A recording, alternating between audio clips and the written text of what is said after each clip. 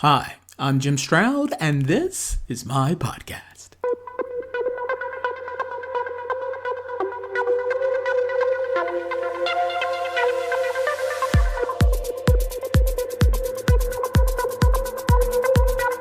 Today, I had the distinct pleasure of interviewing Genevieve Hawkins, author of Mentally at Work. We discussed her motivations for writing this book, workplace strategies for encouraging good mental health in the workplace, the future of mental health in the workplace, and just how much should a company focus on the mental health of their workers. After all, they are there to work, not receive therapy. Well, the answer to that might surprise you. Tune in for a very interesting chat right after this.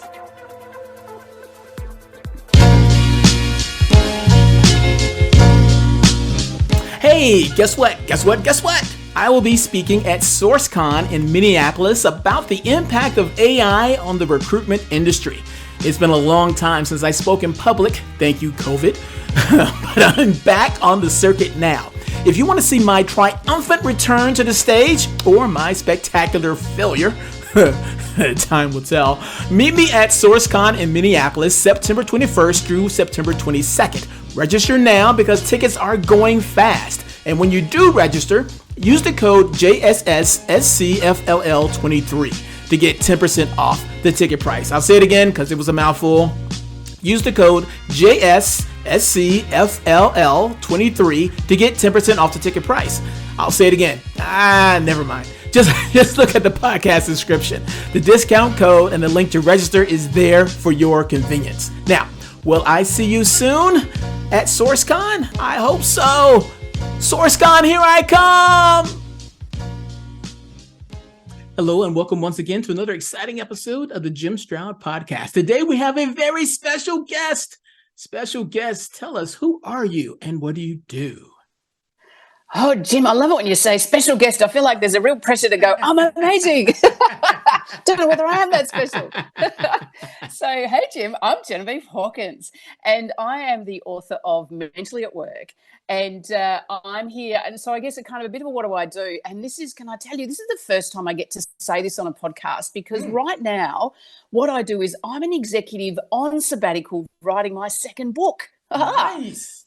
But actually, so I'm a senior manager, have got lots of experience in major transformations in organisations, and in part of being involved in those sorts of things, I decided, I think they say everyone's got a book in them. I wrote a book on mental health in the workplace. Nice. So in your case, at least two books. Well, there's going to be a second one. That's right. I think the theory is that everyone's got at least one book in their head, so I have to have two or maybe more, but who knows? Very cool. Tell me, can you share maybe how your personal experiences motivated you to delve into the topic of mental health in the workplace and ultimately write your book? What got you to do this?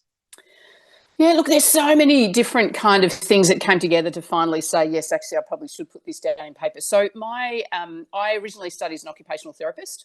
So I've had quite a bit of experience working, both studying and then working in the space of helping people get back to work where they had been severely injured or had a psychological illness. And in fact, invariably, you'd see even with physical injuries, they'd end up with psychological challenges with it. And I was always fascinated with this idea of, why is it that it's not the injury itself that dictates whether or not someone successfully gets back to work or not? There's something much, much deeper than that.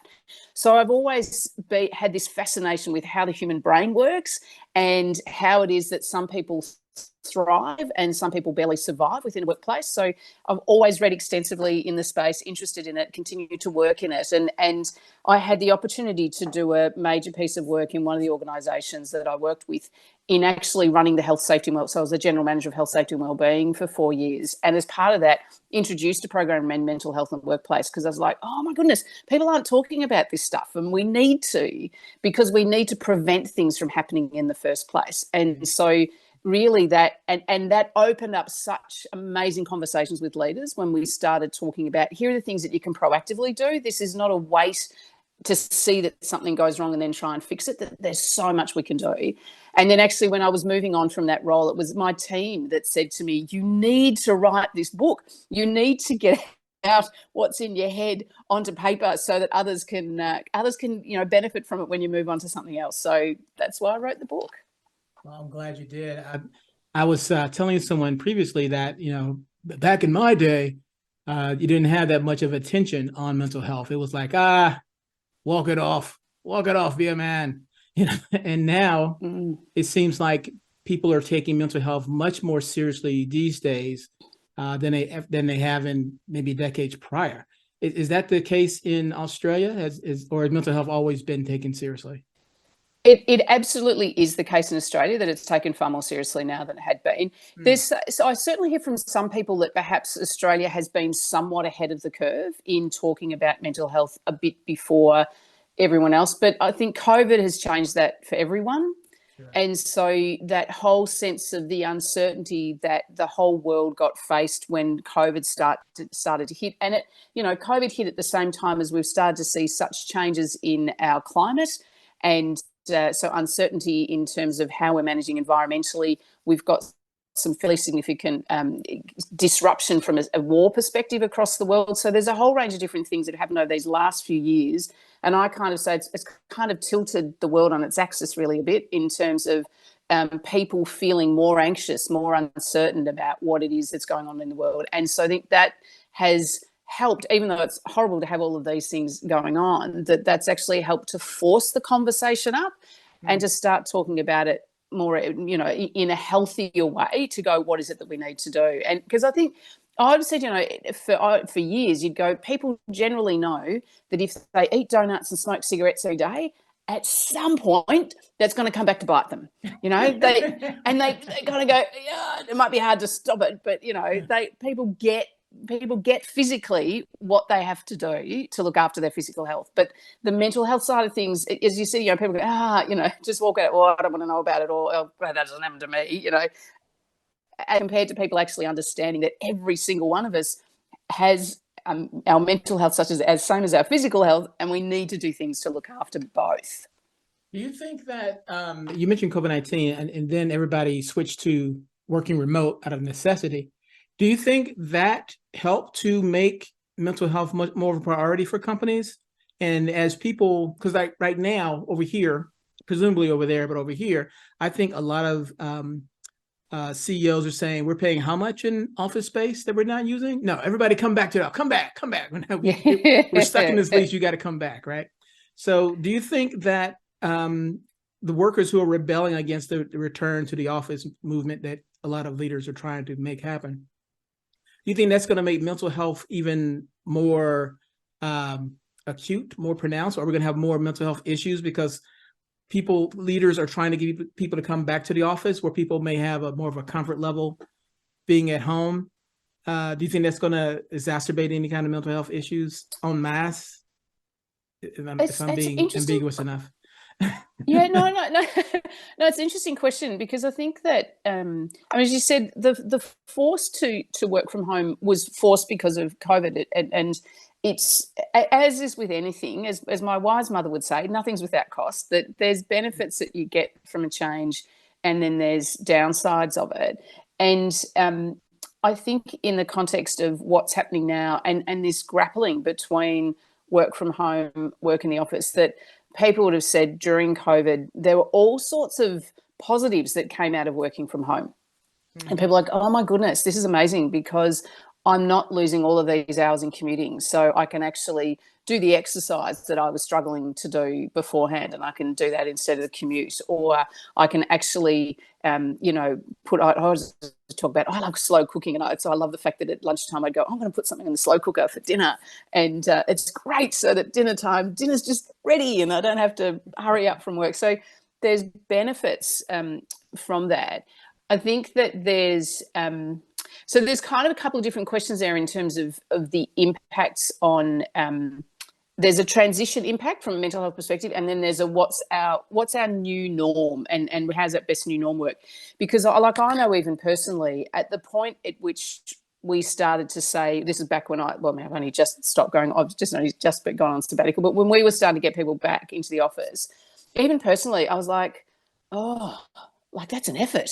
That's an effort. And it was just because you'd lost your muscle memory for it, hadn't you? Like you kind of, like I was thinking, I've got to put shoes on, and I've got to pack my lunch and put on my pants. Put on my pants. So my case. there'd be things that you go, oh my God, I've got to try and remember all the things that I need to put in my bag to get to work. And I know the first few times that I went back to work, I was exhausted because I had to remember different things to try and get back to work. And when I came back to work too, it was like, oh, I haven't even got half the work done, because half the time I'm just saying hi to people because I haven't seen them for months. Because Melbourne, most locked down city in the world, was like, oh, we've finally seen people. So transition is hard. So that's a barrier that often is really hard to get over. And people can get more anxious, and people go, no, I want to stay at home. It's more comfortable at home and I prefer it here and I like it here. The thing is that we're social creatures. Like we are absolutely born to be in a tribe. We're not supposed to be alone. And work should provide some level of meaning for people. And that meaning isn't, some people go, well, if I'm working in a not-for-profit place where I'm helping homeless people, I can say, well, that's my need and meaning in work, and that's great. If you're sitting there going, well, I'm on a factory line, how's that meaning when I'm just, moving widgets along? You're going, well, the meaning doesn't come from the actual movement of the widgets unless you're making something that you're passionate about. But what meaning comes from is the tribe that you're in, from the people that you're connected with, how you have that sense of belonging. We all need that sense of belonging. And so the challenge in the workplace is that the more that we remain at home and are not coming into the office, that we get more disconnected. We don't feel that we belong as much to the tribe. So I actually think it's really important to get people back into the office, but I actually think it's important to get the blend and to get that balance of saying, I think that's that new world, that we should be able to have some time at home and some time in the office. The trick, though, is not about forcing people. So it's not about going, you must come back, I demand that you come back, because then people go, well, there's a bit of resent. So I'm glad it's not video, because I've made some funny facial expressions there, but No but worries. if you're forcing people, there's resentment that comes with that. Sure. So what you want is for people to want to come back to work because they want to see people, that they want to be connected. And what certainly my experience was that there was just this tetchy time to begin with where it needed to transition, and then it got better. The hardest, there were some groups, so dare I say our tech groups were usually the hardest, because for a lot of tech people, I'd go, well, I could work anywhere. I can work for any company anywhere in the world now, and I can just stay at home and I feel really comfortable in my own little box at home. And so you find different things for different people. Now, I'm rabbiting on for ages there. I don't know whether does that for your ambiguous question. Did it answer it ambiguously? It did very well. And actually, it's I like your answer because it sparked another idea in my head. This is sort of a wacky tangent, but it is relevant. So I grew up a lot on sci-fi. Right, I love Star Trek, Star Wars, all the stars. Love it. So I was a big fan of Star Trek: The Next Generation. Now, on The Next Generation, among the chief officers was Deanna Troi, who was the ship's counselor, right? And I bring that up because I wonder, and since Australia is probably more advanced than America in this case, do you think we'll ever get to a point where there is a company counselor, someone who just goes around to different office branches and checks on people's mental health and maybe does things to make sure the work dynamics are going well? In the same way that Deanna Troi on Star Trek, she was there to check over the officers' mental health to make sure that they were operating at efficiency. Or is that just too far-fetched? That's just too... No, well, I'm going to say it's not too far-fetched, but I actually, interestingly enough, I really hope that there isn't, that we ultimately head there. So there's certainly, so what we see in Australia is it is quite common for people to have a role that is someone that looks after, and often goes together, health, safety and well-being. Sometimes in some companies they have well-being. We've started to see in a couple of places they have things like chief happiness officer, or and in fact, but I have seen in some organisations, and reasonably sized organisations here in Australia, a chief mental health officer. So having someone who is putting that lens onto the organisation. I think that there's a real difference, though, between putting a lens on it that says, what's our strategy? So what is it that we should be doing in this organisation as a whole to help people with their mental health, and to help people, take responsibility responsibility for their own mental health and what they're doing, but also making sure that we're clear as an organisation how we're contributing to people's mental health. But in the context of checking in with people and saying, is everyone okay? I think, and this is with all due respect to the human resources profession, but what I had seen over time, and I'm seeing a kind of this interesting time at the moment, because when human resources, sort of came out originally from, we need someone to do the payroll and all of the admin stuff. And then it kind of expanded to say, we do need to have a look at people and the people concerns. But what can happen is that then managers abdicate to HR. And so managers sit there and go, that's an HR thing. They need to do X rather than owning it themselves. And ultimately, every manager needs a Diana Troy in them. So every manager should be learning the skills, so that there's a mental health person that can help the managers learn the skills, but the managers need to be the ones who are checking in their teams. Okay, that makes sense.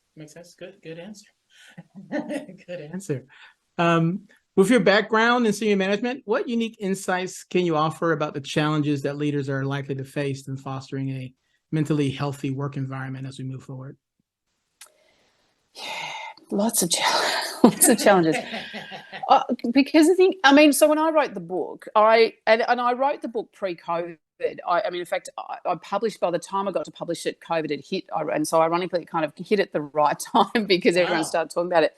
But I was writing about it beforehand because what I could see coming, even before I knew COVID existed, was there's this tsunami coming which has hit us that says there's an increased level of anxiety and depression in the world. The World Health Organization talks about how significant loneliness is for people. Yes. And this is increasing, and we're seeing far more social media is causing far more disruption for people in terms of them and us, and the whole I'm right, you're wrong, and the discord that exists for people, which is continuing to increase people's levels of anxiety. You then throw on top of it, here's technology coming through that is going to disrupt the way work exists. So there will be jobs that exist today that won't exist in even 5 years, let alone 10 years' time. Sure. So our world is rapidly changing. Excuse me. And in a world in which it's rapidly changing, we also have this uncertainty. So we've got all of this uncertainty about what's happening with climate change, what's happening with, civil disruption, what's happening with wars, all those sorts of things, which means that we're sitting in a society where connection is so important, more critical than ever. We need to feel connected. We need to feel we belong. We need to understand we're all humans. We need to find that sense of connection, because that's what's actually going to help us solve the problems that we face. So for senior managers in this world coming forward, there are so many complex problems that we're going to be dealing with. And the only way that we can deal with them is if we've got a really good sense of the teamwork and connection amongst people to help solve those problems. But if these people that are coming to work have these increased levels of anxiety, which they will, because what's going on in the world and how do I know, then senior managers not only have to be dealing with what's the complexity of the world, but actually how do I help people to be better mentally? How do I help people in the way that I design my work, even though it's really uncertain even for me? Yeah. So I kind of go, there's those layers of going, and in fact, because the extra layers then themselves, so you go, there's increased levels of anxiety. We've got changes in the work and what work means, which means as a senior manager, you're grappling yourself with how's this world changing? What does this mean? What am I trying to do? How do I make money? How do I get this business to thrive? And as part of that, how do I feel myself? Because I've got to manage my own anxiety around the changes that are going on.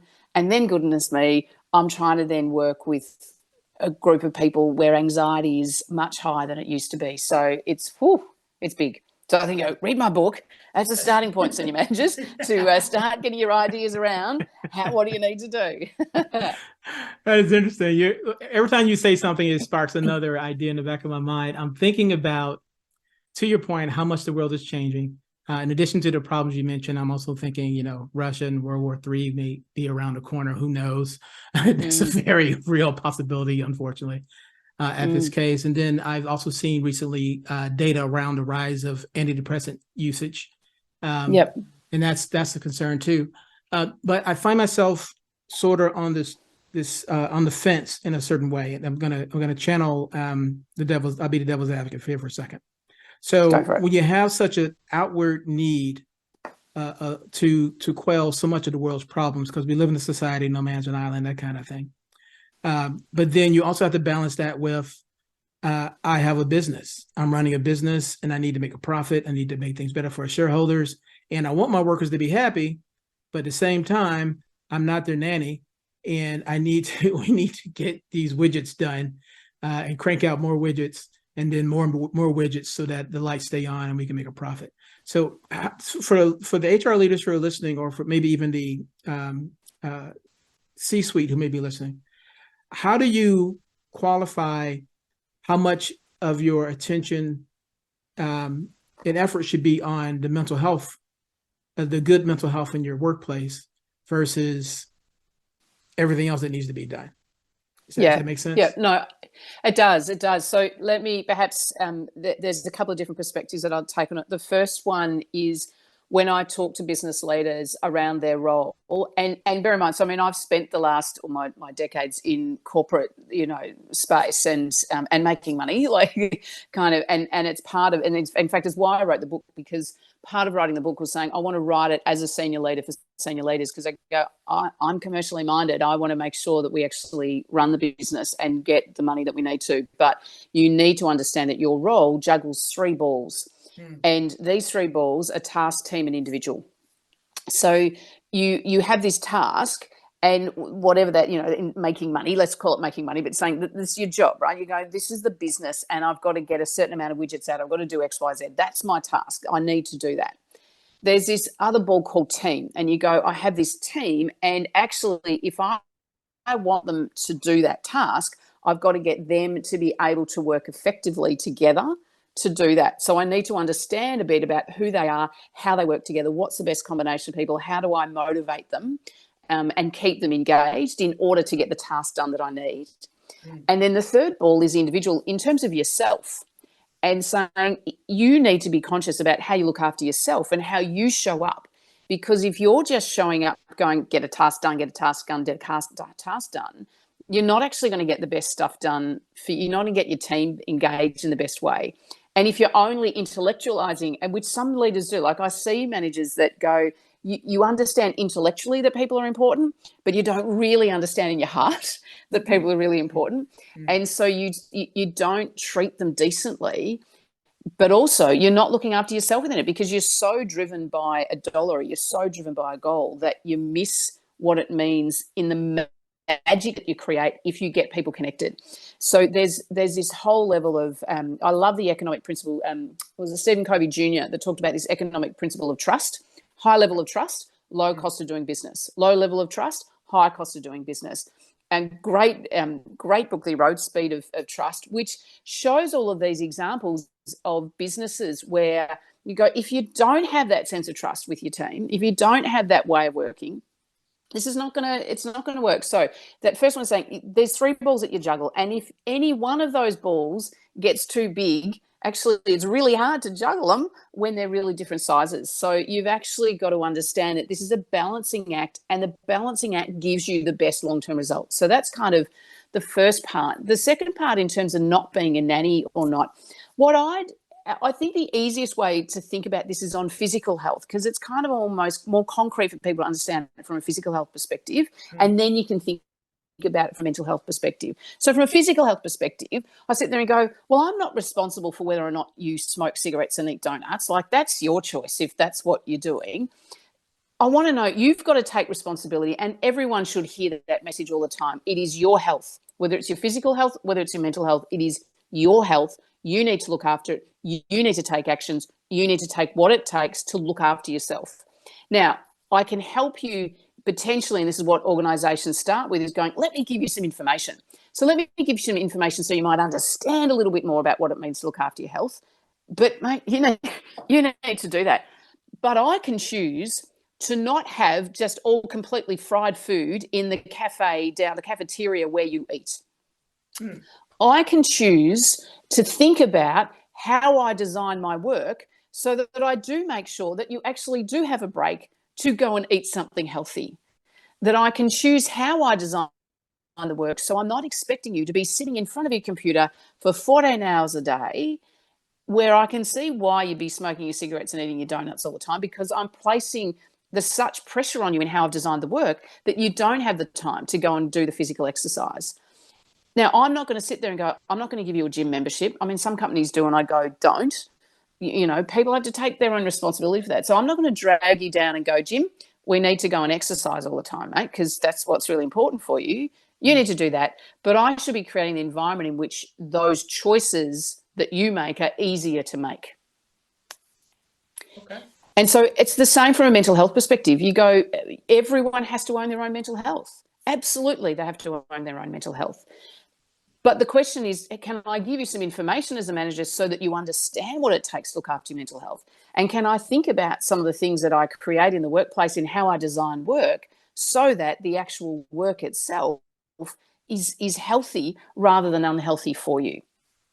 I like that. I like that personal responsibility. It's sort of like you can keep I don't know, drugs from an addict, but until they want to change, they'll always go back to it down the road. If that's probably a bad example, but that's what just popped up in my head. Time is creeping up on us. It's going by fast. I got one more question for you, if I may, in the last few moments we have. Could you share maybe one innovative approach to mental health that successful companies have adopted, and how that approach may align with the future of work in some way? How long have you got on that question? Just one. Just give me just one.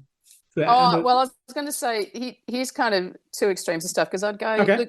Look, the ultimately the successful companies are having this really incredibly uncomfortable conversation around how do we design work and how do we design work, because that's the bit that we control in a company more than anything else. And so it's saying, are we looking at what the right structures are, what the right span of control is, what the level of workload is for people, how much autonomy we can give people, how we recognize people. That's the key in people feeling like I'm coming into work where I'm doing work that is reasonable for me to do, that I've got a reasonable level of control over, and I'm valued for the work that I do. And that is no easy task to get the design of work well. But that, to me, is one of the key roles that HR people need to play, is having and guiding managers around that to say, how do we design the organisation and design the work to make this the best possible thing for people? So really, really, really important. The other part is, and in fact, actually, I'll go two things, because I was going to say only one. Now there's three. So yes, strategy overall, really, really important. An interesting one from the organisation that I have just been recently working with, or for the last 10 years. I really love it. I was slightly sceptical, I must admit, to begin with, because I'm very much about the human interaction, the human connection, and how important this is. But actually, we have they've got a recognition program which is online. And you can actually, so we used to always we had a culture of cards. We'd have little recognition cards that you could write thank yous to people and give them to them. But in a world in which half the time people are digital anyway, you actually could write recognitions online and send them to people and include others in them, etc. But instead of just being in an email, because you're going, well, can't I do it in an email? This was in a program in which then those recognitions built up. And in fact, for managers got points that they could award to people for particular things. And so I would sit there and say to my team, CC me in on your team's recognitions if there's something, that they've done really well. And when I'd see someone that's, look, this person's done this amazing work, I go, fantastic, I'll add to that. I'll boost it by giving you some points, and those points turn into dollars for a voucher of various different sorts. And we'd sort of lined up with lots of different organisations to give vouchers, etc. And so in some ways it gamifies it, but actually it really is starting to build this really amazing sense of recognition and it works for this particular organisation, because people love the ops. At the end of each month we talk about who has been recognised the most, who's been giving the most recognition, and actually thanking the people that have been giving the most recognition. So creating a recognition culture where people feel valued, I think, is really, really important. And I'd go one just really, really simple thing, because this is something that people can start with straight away. Never underestimate that sense of feeling like you belong, that sense of connection. And there are some things that, take a while to create the right designing work or create the right culture overall. But what you can do is find a sense of connection with people individually. And so one of the tricks that I have in any new team that I come into, or with any new people I work with, is I go, right, we're going to do some speed dating right at the beginning of our conversation before we get into work. And the question is, what is it that I have in common with you that has nothing to do with work? Because when you find something that has nothing to do with work that you have a connection with, it sparks, when in fact it does, it releases oxytocin in our heads because we're like, and so Jim, I love Star Wars. I love Battlestar Galactica. I used to love when I was growing up. Cool. Star Trek. So, I sit there as soon as you said, I like all of these, the Star Wars, like, we could have a whole podcast on that. So it's amazing, you find out that there's similar movies you like, or you like, like I do this with people at school, at work, where I go, I love cooking. And so I'd find people that loved cooking and we'd share recipes. Or I'm a cat person. And so I had people that I love my cat and they love their cat. So we'd share cat photos. But, it feels like little things, but it's that seeing the human behind the role or the title that helps you to feel like you belong. Wow, the time has really flown by. I really enjoyed our conversation. Thank you for being a guest. Really quick, tell people again about your book and where they can find it. Oh, thanks. The time has gone really quick, hasn't it? So Mentally at Work is the book. It is available on audio. And in fact, in audio, I actually talk it's my voice on there, but audio or in Kindle version or, ebook version, but also online at any of your favorite online bookstores. I'd always go, I kind of encourage people to go to Amazon because that's probably there where you go, read it, put some ratings out there. That'd be great. But really, it's written in a practical way from a senior executive to help other senior people to understand these layers of what's important. So about yourself, how you look after your own mental health, and some really good practical ways. How do you actually think about the interactions and impact you have on others in how you interact one-on-one, and learn some skills around really engaging with people well. And then thirdly, having a look at the workplace itself and going how you're designing your work and really making this work well. But the most important thing, really practical, easy to read, simple steps, worth reading to really, and so from an HR perspective, worth reading to then kind of help about how we can take parts of this to actually give to senior leaders to go, let's get some light bulb moments happening so that we can really start to shift and really help to improve the mental health collectively across the community. I'm sure it'll be a bestseller very soon. Look forward to seeing it there. Again, Genevieve Hawkins, thank you so much for being on the Jim Stroud podcast. Thanks, Jim, for having me. It was been a delight.